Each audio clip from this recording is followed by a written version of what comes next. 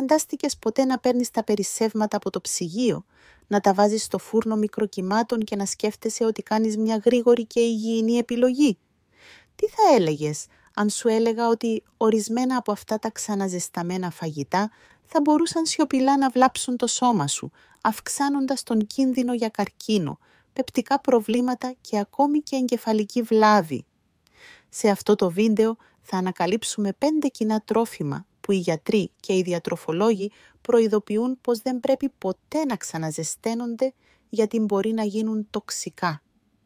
Πρόκειται για καθημερινά τρόφιμα που πιθανότατα θεωρείς υγιεινά, αλλά η επιστήμη αποκαλύπτει πως το ξαναζέσταμά τους μπορεί να δημιουργήσει επικίνδυνες ενώσεις, συνδεδεμένες με σοβαρούς μακροπρόθεσμους κινδύνους για την υγεία.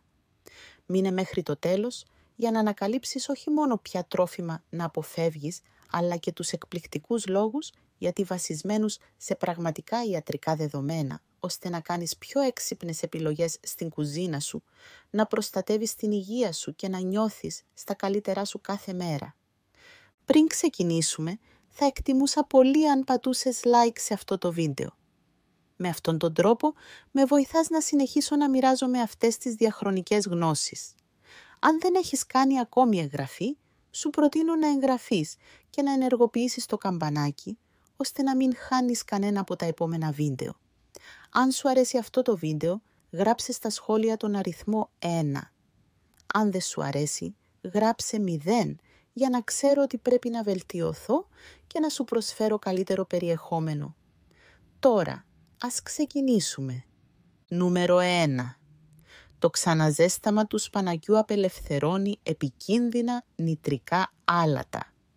Το σπανάκι είναι μια διατροφική δύναμη γεμάτη ευελιξία και ωφέλη για την υγεία. Είτε το βάζεις σε σμούθι, είτε το σοτάρεις σε στριφράιζ, είτε το προσθέτεις σε λαζάνια ή σαλάτες, αυτό το πράσινο φυλλώδες λαχανικό αποτελεί βασικό συστατικό στις κουζίνες όλου του κόσμου. Γεμάτο με βιταμίνες A, C και K, καθώς και σίδηρο και αντιοξυδοτικά, το σπανάκι είναι συχνά η πρώτη επιλογή για όσους επιδιώκουν να ενισχύσουν την υγεία τους. Ωστόσο, μια κοινή συνήθεια στην κουζίνα, το να ξαναζεσταίνεις το σπανάκι, ειδικά αφού έχει αποθηκευτεί, μπορεί να μετατρέψει αυτόν το υπερτροφό σε πιθανό κίνδυνο για την υγεία. Η ρίζα του προβλήματος βρίσκεται στην υψηλή φυσική περιεκτικότητα του σπανακιού σε νητρικά άλατα. Τα νητρικά, στη φυσική τους μορφή, δεν είναι μόνο ακίνδυνα, αλλά και ευεργετικά. Υποστηρίζουν την καλή κυκλοφορία του αίματος, μειώνουν την αρτηριακή πίεση και ενισχύουν την αθλητική απόδοση. Σύμφωνα με μελέτες που δημοσιεύθηκαν σε περιοδικά όπως το American Journal of Clinical Nutrition, η χημεία των νητρικών αλλάζει υπό ορισμένες συνθήκες. Όταν το σπανάκι μαγειρεύεται, αποθηκεύεται, ιδίως σε θερμοκρασία δωματίου ή στο ψυγείο για μεγάλο χρονικό διάστημα και στη συνέχεια ξαναζεσταίνεται, ιδιαίτερα σε φούρνο μικροκυμάτων ή σε υψηλές θερμοκρασίες, πραγματοποιείται μια χημική μετατροπή. Τα νητρικά διασπώνται σε νητρόδι και αυτά με τη σειρά τους μπορούν να μετατραπούν σε νητροζαμίνες, ενώσεις που έχουν μελετηθεί εκτενώς για τις καρκινογόνες ιδιότητές τους. Οι νητροζαμίνες δεν είναι κάτι που πρέπει να αγνοείται. Έρευνες συμπεριλαμβανομένων μελετών από τον Παγκόσμιο Οργανισμό Υγείας και το Εθνικό Ινστιτούτο Καρκίνου έχουν συνδέσει αυτές τις ενώσεις με αυξημένο κίνδυνο καρκίνων, ειδικά εκείνων που επηρεάζουν το πεπτικό σύστημα, όπως ο καρκίνος του στομάχου και του παχαίου εντέρου. Επιπλέον, πρόσφατες μελέτες υποδεικνύουν ότι οι νητροζαμίνες μπορεί να συμβάλλουν σε νευρολογικές βλάβες, πιθανώς επιδεινώνοντας παθήσεις όπως η γνωστική έκπτωση ή ακόμη και συμμετέχοντας στην ανάπτυξη νευροεκφυλιστικών ασθενειών με την πάροδο του χρόνου. Η μετατροπή από νητρικά σε νητροζαμίνες είναι λεπτή και αόρατη στο ανθρώπινο μάτι, γεγονός που την καθιστά έναν ύπουλο κίνδυνο για όσους δεν γνωρίζουν τη χημεία πίσω από αυτή τη διαδικασία. Το ζήτημα είναι ιδιαίτερα σημαντικό για τους ηλικιωμένους, των οποίων ο οργανισμός είναι πιο ευάλωτος σε περιβαλλοντικές και διατροφικές τοξίνες. Καθώς γερνάμε, οι κυτταρικοί μηχανισμοί επιδιόρθωσης επιβραδύνονται και το σώμα μας γίνεται λιγότερο αποτελεσματικό στην αποβολή βλαβερών ουσιών. Έτσι, κάτι που θα μπορούσε να είναι ασήμαντο στα 20 ή 30 μας χρόνια, μπορεί να έχει πολύ πιο έντονο αντίκτυπο στα 50, 70 ή και αργότερα, ιδιαίτερα στα ευαίσθητα συστήματα του εγκεφάλου και του νευρικού συστήματος. Για παράδειγμα, η χρόνια έκθεση σε χαμηλά επίπεδα νιτροζαμινών έχει συσχετιστεί με φλεγμονές, γνωστό παράγοντα για τη γνωστική έκπτωση και παθήσεις όπως η νόσος Alzheimer, όπως αναφέρεται σε μελέτες στο περιοδικό Neurology. Φαντάσου μια κοινή κατάσταση. Ετοιμάζεις μια μεγάλη κατσαρόλα λαχανόσουπα με σπανάκι την Κυριακή, σκοπεύοντας να τη φας μέσα στην εβδομάδα. Την Τρίτη, ζεσταίνεις ένα πιάτο στο φούρνο μικροκυμάτων για ένα γρήγορο μεσημεριανό. Ενώ η γεύση φαίνεται μια χαρά, το ξαναζεσταμένο σπανάκι μπορεί πλέον να περιέχει νιτροζαμίνες που σχηματίστηκαν κατά την αποθήκευση και το ξαναζέσταμα. Με το πέρασμα εβδομάδων, μηνών ή και ετών που επαναλαμβάνεις αυτή τη συνήθεια, αυτές οι ενώσεις μπορούν να συσσωρευτούν στο σώμα σου, συμβάλλοντας σιωπηλά σε μακροπρόθεσμους κινδύνους για την υγεία. Η λύση δεν είναι να αποφύγεις εντελώς το σπανάκι. Στη φρέσκια του μορφή παραμένει ένα από τα πιο υγιεινά τρόφιμα που μπορείς να καταναλώσεις. Αντίθετα, υιοθέτησε πιο έξυπνες πρακτικές στην προετοιμασία. Όποτε είναι δυνατόν, κατανάλωνε το σπανάκι φρέσκο ή ελαφρώς μαγειρεμένο. Αν έχεις φτιάξει ένα πιάτο με σπανάκι, δοκίμασε να φας τα περισσεύματα κρύα. Σκέψου κάτι σαν σαλάτα με σπανάκι ή κρύα σούπα, ώστε να αποφύγεις το ξαναζέσταμα. Αν όμως είναι απολύτως αναπόφευκτο να το ξαναζεστάνεις, κάν το απαλά, χρησιμοποιώντας χαμηλή θερμοκρασία στη φωτιά αντί για φούρνο μικροκυμάτων και απόφυγε να το ξαναζεστάνεις περισσότερες από μία φορές. Επιπλέον, φρόντισε να αποθηκεύεις τα πιάτα που περιέχουν σπανάκι αμέσως στο ψυγείο και να τα καταναλώνεις μέσα σε 1 ή 2 ημέρες, ώστε να ελαχιστοποιήσεις τη διάσπαση των νητρικών. Η γνώση είναι δύναμη. Η κατανόηση του πώς οι καθημερινές μας συνήθειες στην κουζίνα μπορούν να επηρεάσουν την υγεία μας, σου δίνει τη δυνατότητα να κάνεις πιο συνειδητές επιλογές. Με μικρές αλλαγές, όπως το να προτιμάς φρέσκο ή κρύο σπανάκι, μπορείς να προστατεύσεις το σώμα και τον εγκέφαλό σου από σιωπηλούς κινδύνους, εξασφαλίζοντας ότι αυτό το γεμάτο θρεπτικά συστατικά λαχανικό παραμένει σύμμαχος της υγείας σου και όχι κρυφή απειλή. Αν εξακολουθείς να παρακολουθείς αυτό το βίντεο και βρίσκεις χρήσιμα όσα μαθαίνεις, άφησε ένα σχόλιο με τον αριθμό 1 για να ξέρω ότι συνεχίζεις να το βλέπεις μαζί μου. Σε ευχαριστώ για τον πολύτιμο χρόνο σου. Νούμερο 2. Τα ξαναζεσταμένα πατάτες μπορούν σιωπηλά να διαταράξουν την υγεία σου. Οι πατάτες είναι ένα από τα πιο αγαπημένα comfort foods, λατρεμένες σε όλο τον κόσμο για την οικονομία τους, την ευελιξία τους και τη γεμάτη ικανοποίηση υφή τους. Είτε είναι πουρές με βούτυρο, είτε ψητές με μυρωδικά, είτε φούρνου με τραγανή φλούδα ή μαγειρεμένες σε πλούσιες σούπες και σιγοβραστά φαγητά, αποτελούν τη βάση για αμέτρητα γεύματα. Ωστόσο, υπάρχει ένας λιγότερο γνωστός κίνδυνος όταν οι πατάτες μαγειρεύονται, ψύχονται, αποθηκεύονται και στη συνέχεια ξαναζεσταίνονται, μια πρακτική πολύ συνηθισμένη στα περισσότερα σπίτια. Αυτή η διαδικασία μπορεί να προκαλέσει αλλαγές στη σύσταση της πατάτας που ενδέχεται να αποτελέσουν κίνδυνο για την υγεία, ειδικά όταν δεν γίνεται σωστός χειρισμός. Όταν οι πατάτες μαγειρεύονται για πρώτη φορά, το άμυλο τους διασπάται σε μια μαλακή, εύπεπτη μορφή που το σώμα μας επεξεργάζεται εύκολα. Όμως, όταν οι μαγειρεμένες πατάτες αρχίζουν να κρυώνουν, ιδιαίτερα αν μένουν σε θερμοκρασία δωματίου ή στο ψυγείο για πολύ καιρό, το άμυλο αυτό υφίσταται μία διαδικασία που ονομάζεται ρετρογκράδαση, μετατρεπόμενο σε ανθεκτικό άμυλο. Το ανθεκτικό άμυλο, με μέτρο, μπορεί να είναι ωφέλιμο, καθώς λειτουργεί ως πρεβιωτικό που υποστηρίζει την υγεία του εντέρου και βοηθά στη ρύθμιση του σακχάρου στο αίμα, σύμφωνα με έρευνες που δημοσιεύθηκαν στο Journal of Nutrition. Ωστόσο, τα προβλήματα αρχίζουν όταν αυτές οι κρύες πατάτες ξαναζεσταίνονται, ειδικά με μεθόδους υψηλής θερμότητας, όπως ο φούρνος μικροκυμάτων ή όταν η θέρμανση είναι άνηση. Ο βασικός κίνδυνος με τις ξαναζεσταμένες πατάτες σχετίζεται με την πιθανότητα να φιλοξενούν επικίνδυνα βακτήρια, όπως το Clostridium botulinum, το βακτήριο που ευθύνεται για την αλλαντίαση. Ο κίνδυνος αυτός αυξάνεται ιδιαίτερα όταν οι πατάτες μαγειρεύονται, τυλίγονται σε αλουμινόχαρτο, δημιουργώντας ένα περιβάλλον φτωχό σε οξυγόνο και αφήνονται να κρυώσουν αργά σε θερμοκρασία δωματίου πριν αποθηκευτούν. Αυτές οι συνθήκες αποτελούν ιδανικό έδαφος ανάπτυξης για το C. botulinum, το οποίο ευδοκιμεί σε περιβάλλοντα με χαμηλό οξυγόνο και υψηλό άμυλο. Ακόμη κι αν οι πατάτες δεν μυρίζουν ή δεν φαίνονται αλλοιωμένες, το βακτήριο μπορεί να παράγει νευροτοξίνες που είναι άοσμες, άγευστες και αόρατες, αλλά ικανές να προκαλέσουν σοβαρή ασθένεια συμπεριλαμβανομένων συμπτωμάτων όπως ναυτία, ζάλι και σε σπάνιες περιπτώσεις νευρολογικές επιπλοκές. Για τους ηλικιωμένους, ο κίνδυνος αυτός είναι ακόμη πιο ανησυχητικός. Η γύρανση φέρνει φυσική μείωση της λειτουργίας του ανοσοποιητικού και της αποδοτικότητας του πεπτικού συστήματος, καθιστώντας τον οργανισμό λιγότερο ικανό να καταπολεμήσει βακτηριακές τοξίνες.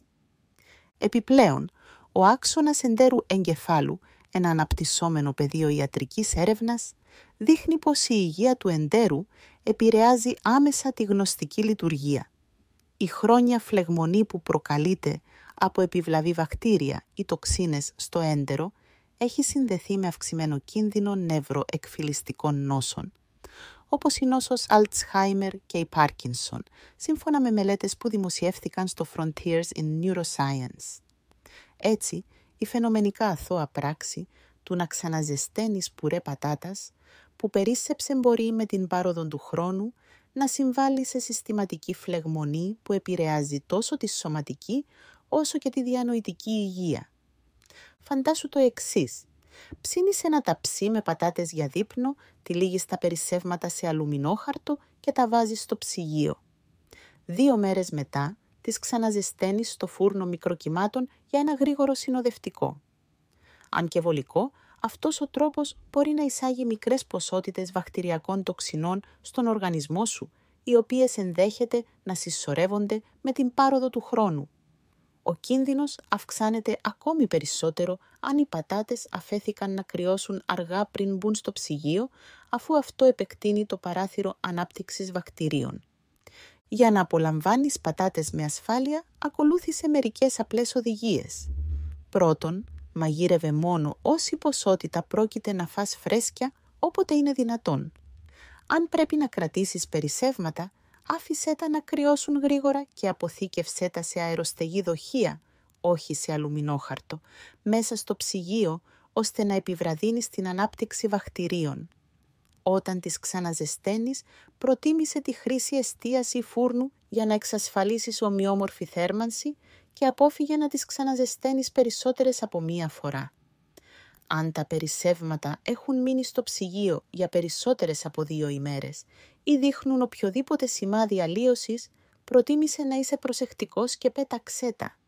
Οι πατάτες παραμένουν ένα θρεπτικό και νόστιμο τρόφιμο όταν προετοιμάζονται και διαχειρίζονται σωστά. Με το να είσαι προσεκτικός σχετικά με τον τρόπο που τις αποθηκεύεις και τις ξαναζεσταίνεις, μπορείς να μειώσεις τους κινδύνους και να μεγιστοποιήσεις τα ωφέλη τους. Για τους ηλικιωμένους που συχνά επικεντρώνονται στη διατήρηση της ενέργειας, της μνήμης και της γενικής ζωτικότητας, αυτές οι μικρές αλλαγές μπορούν να κάνουν σημαντική διαφορά στη μακροπρόθεσμη υγεία τους. Νούμερο 3. Τα ξαναζεσταμένα αυγά μπορεί να απελευθερώσουν επικίνδυνες ενώσεις.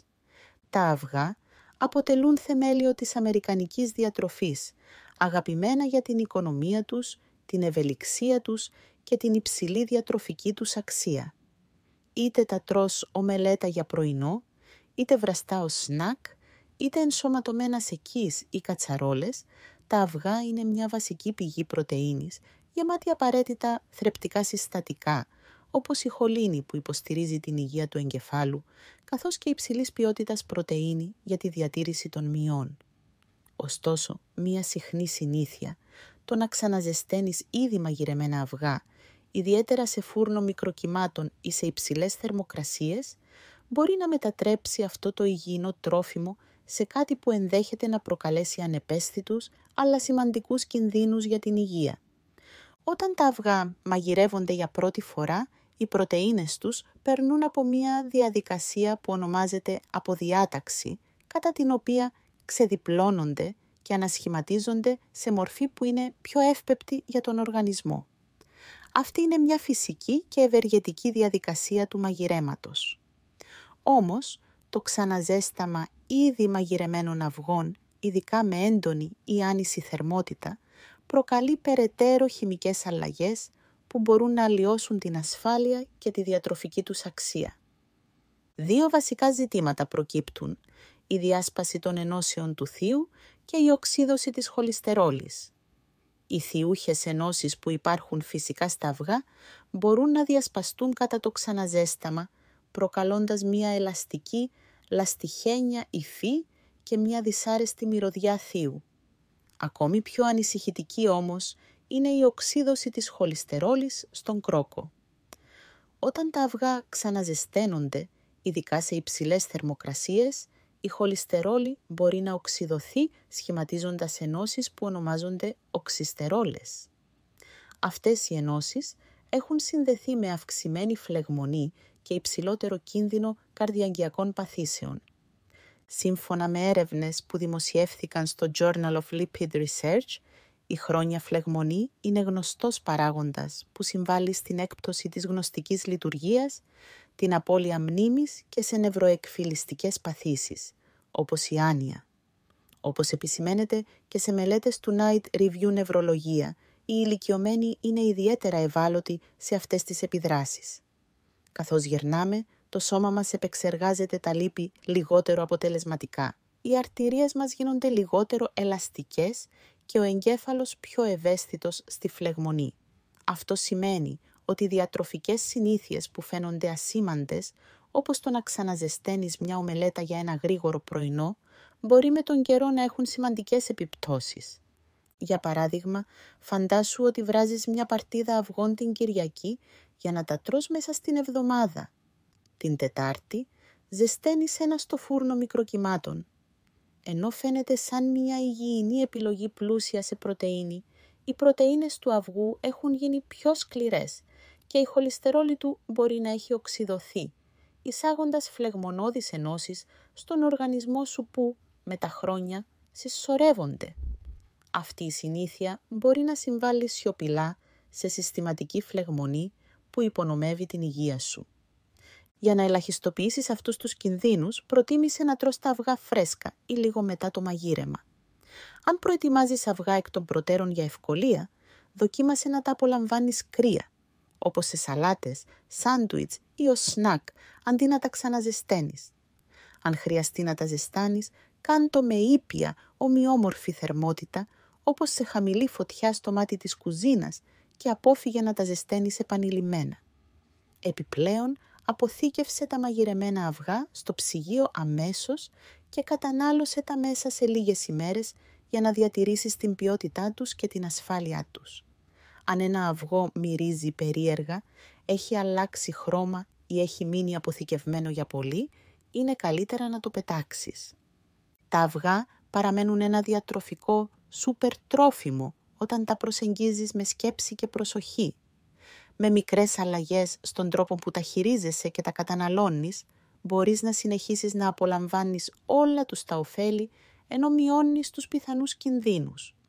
Αυτές οι φαινομενικά μικρές αποφάσεις, πώς τα αποθηκεύεις, τα ξαναζεσταίνεις ή τα καταναλώνεις, μπορούν να προσθέσουν σημαντικά ωφέλη στην υγεία σου με την πάροδο του χρόνου, ενισχύοντας την ενέργεια, τη μνήμη και τη γενική σου ευεξία. Το σώμα σου αξίζει το καλύτερο και μερικές φορές αυτό ξεκινά απλώς με το να ξανασκεφτείς τη ρουτίνα του πρωινού σου.